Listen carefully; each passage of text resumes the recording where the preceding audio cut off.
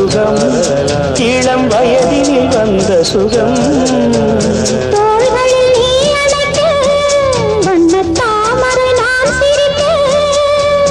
ஆயிரம் காலமும் நானும் தன் மார்பினின் தோரணமாயாடிடுவே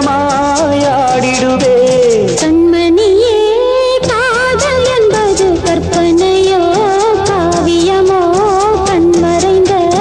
ஓவியமோ எத்தனை எத்தனை இன்பங்கள் நெஞ்சினில் பொங்குதம்மா பல் சுவையும் சொல்லுதம்மா